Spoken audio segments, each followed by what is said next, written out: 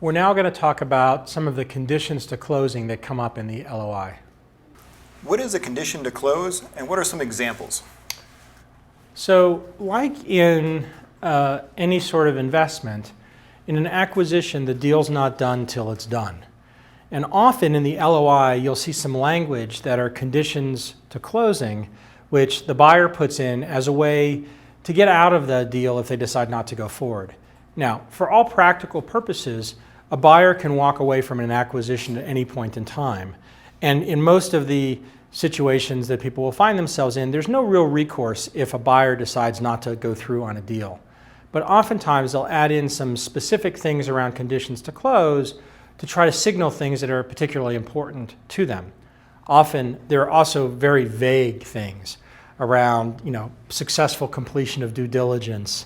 But some of the conditions to close will be specific, like getting consent from 99% of all the shareholders. Some threshold that's really well defined early on in the process that signals to you as the seller that you need to satisfy something in order to be able to get the deal done.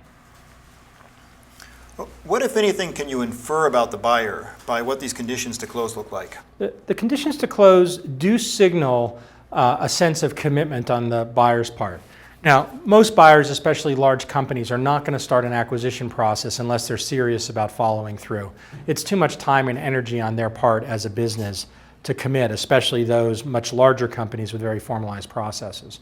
But the level of specificity often will signal whether or not there are things that are clearly defined on the front end. If you've got very vague language around conditions to close, it means that the buyer hasn't thought hard yet about what needs to happen to get the deal done.